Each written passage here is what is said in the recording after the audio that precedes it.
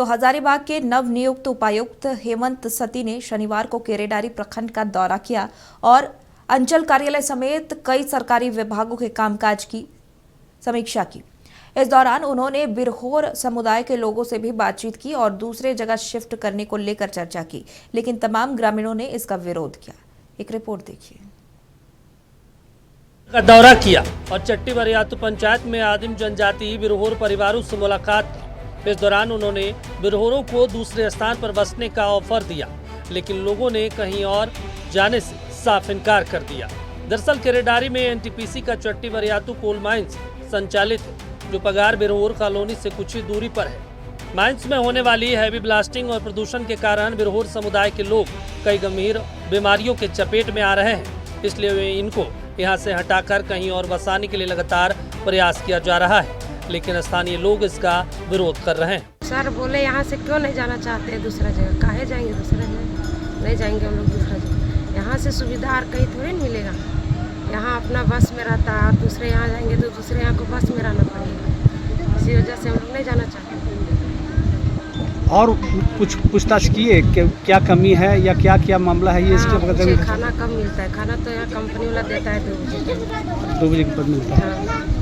पिछले कई सालों से 2023 में एक जांच रिपोर्ट भी सौंपा गया था। 5 लोगों की एक कमेटी बनी थी, जिसमें अंचलाधिकारी थे, बीडीओ साहब थे, एसडीओ साहब थे, हमको लगता है सिविल सर्जन भी थे। अभी हमने डीसी साहब को वो भी दिया है। उन्होंने साफ तौर पर कहा था कि जब तक यहाँ से बिरहोर समुदाय के लोगों को दूसरे जगह पर कहीं शिफ्ट नहीं किया जाता है, तब तक यहाँ पर माइनिंग करना श्रेयकर नहीं है।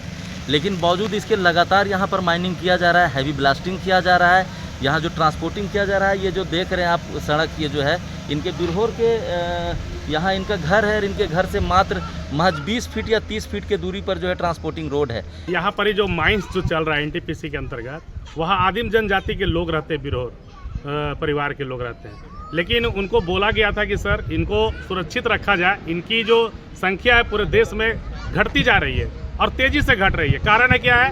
कारण है कि इनका संरक्षण नहीं हो पा रहा है। आज बगल में देखिए माइंस है, ना खाने के लिए शुद्ध भोजन मिल रहा है, ना पीने के लिए शुद्ध पानी मिल रहा है, ना लेने के लिए शुद्ध हवा मिल रहा है। ये लोग विवश है।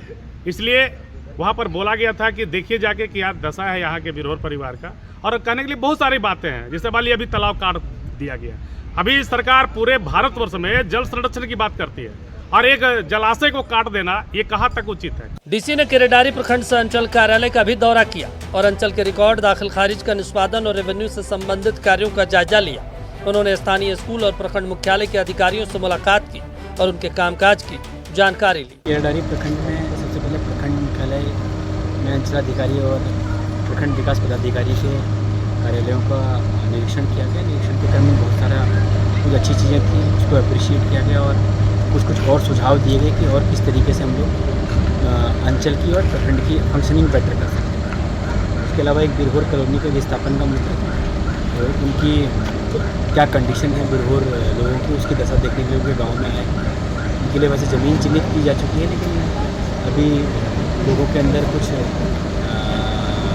एक तरीके से जाने के लिए तैयार नहीं है।